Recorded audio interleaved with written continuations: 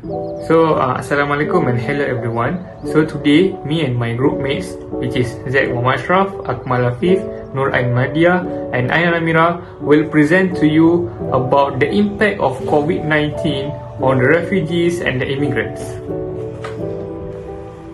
Okay, so I will continue with the introduction.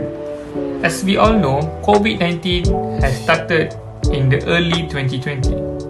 So many people lost their jobs as companies were forced to close as a result of widespread lockdown throughout the world, which is implemented in the early stages of pandemic, or known locally as a Movement Control Order (MCO) in Malaysia. Because so many are undocumented, it is difficult to pinpoint the precise distribution of their employment and economic contribution. This is about the refugees and immigrants.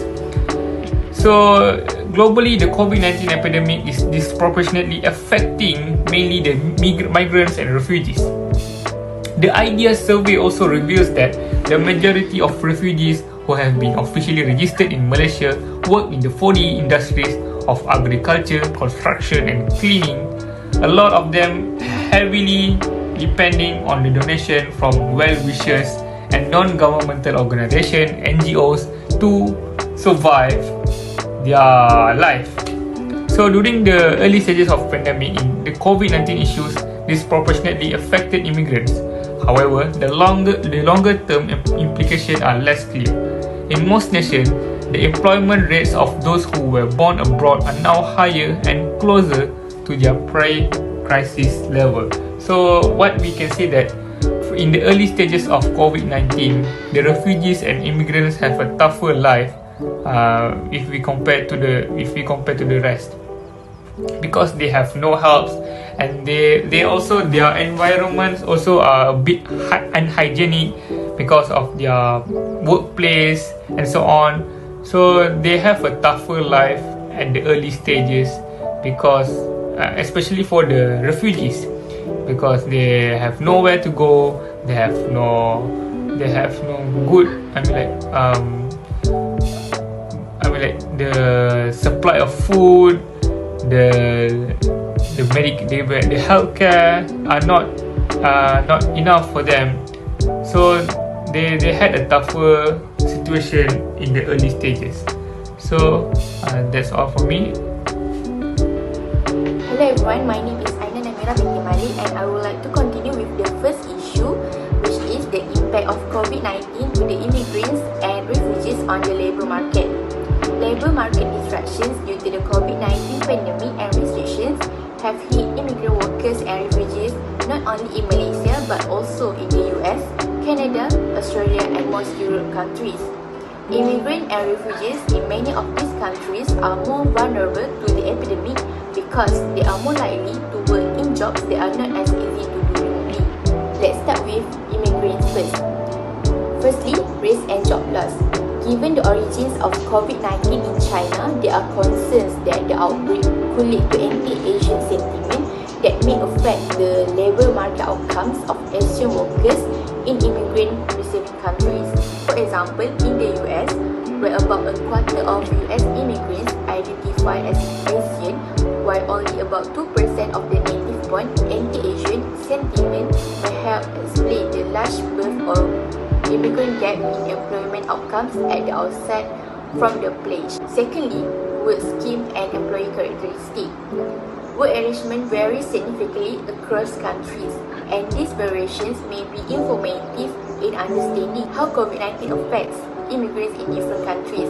For example, in Germany, short-term work schemes are common, and at the beginning of the epidemic, 34% of workers reduced their working hours.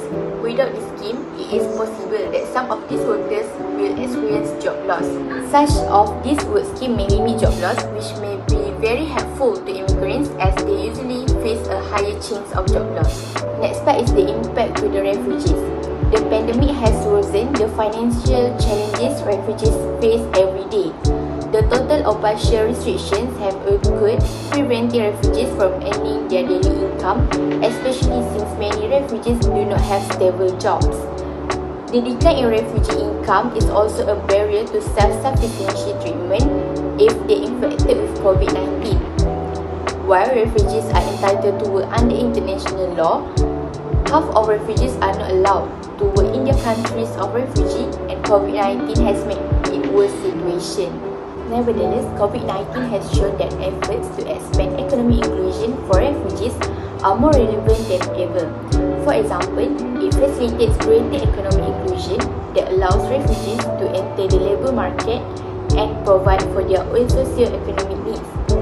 It will also help host countries of low and middle income refugees expand the labour market by including essential workers such as doctors, nurses, caregivers, scientists, and all of this will stimulate post-COVID-19 economic recovery.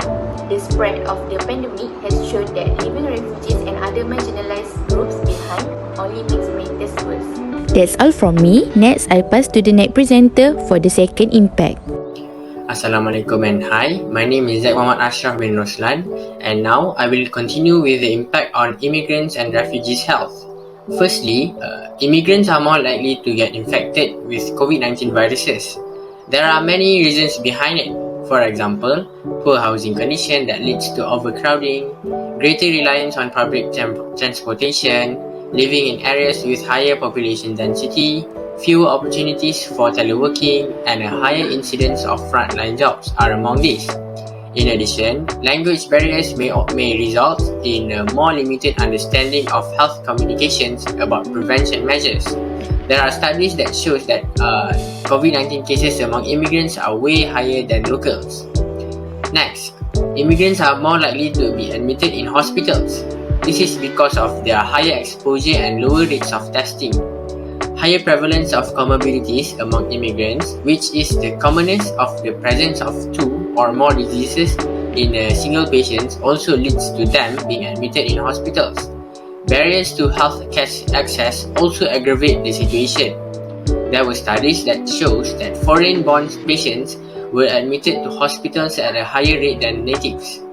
Lastly, migrant population have lower vaccination rates. There is a big gap of differences in vaccination rates between native-born and foreign-born people.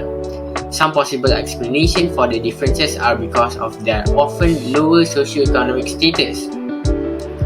Migrants often have less extensive healthcare coverage or may lack access entirely, which may have made vaccination uptake more difficult. Access issues may have played a role in the early stages of vaccination when the vaccine was not widely available. Immigrants, particularly those who do not speak the host country's language, may also struggle to understand how the healthcare system works. Hello, my name is Mardhiah Binti Azmi. Impact on education for the children of immigrants and refugees. Governments and the humanitarian community have long struggled to give refugee and immigrant children access to education. Partner of UNHCR, governments, teachers, usually devise creative way to carry on education throughout the COVID-19. However, there are a few impacts that we're facing, which is absence of distance learning, long-term enrollment effect, and financial impact. Firstly is absence of distance learning. As we know, during pandemic COVID-19, OECD countries has decided to make online learning for education at all levels. Even if their classroom have more cutting-edge digital resources than ever before, children of immigrants generally lack the preparation necessary for this new transition, resulting in unequal access to digital learning possibilities. However, most of immigrant and refugees are having low economic, social, and cultural status, so that's why they cannot join online learning. Moreover, due to technological restriction, many refugee children have been unable to take part in any type of instant learning, accessing the internet, tablets, computers, and cell phones that are already serving as makeshift classroom. For millions of children globally is significantly more challenging from within refugee communities. Secondly, long-term enrollment effect, which means any student who misses a whole academic year will find it difficult to catch up in their goal. Due to the increased volatility of their new surroundings, refugee children are more likely to drop out of school. increase in child labor, gender-based violence, child marriage and child pregnancies. In refuge communities and incidents that are linked to higher percentage of refuge children who are not attending school to highlight the effect of this instability. Refuge girls will experience the COVID-19 pandemic severest and most enduring unfavorable consequences relative to refuge boys. According to the Malala Fund, because to the epidemic long-lasting effect, half of refuge girls enrolled in secondary school before COVID-19 are not anticipated to return. Lastly is financial impact. Refuge families' financial well-being will have a direct impact on their future chance. As example, in Turkey, negative swings in labor and financial status have affected 80% of homes with refuge. Many refuge households won't be able to pay future transportation or educational supplies due to the economy pattern that has been seen in various other refuge settlements across the world. When the COVID-19 Global Humanitarian Response Plan campaign in December 2020 only received 7.33% of its funding, severely restricting future efforts to re-establish education for displaced children. Last but not least, we can conclude that the pandemic has created increasingly difficult living conditions for all, but particularly for certain groups of refugees and migrants and those living in more precarious situations, such as in insecure accommodation or as illegal migrants. Policy measures for the general population need to consider the living and working situation of this group in order to minimize the detrimental impact of certain measures.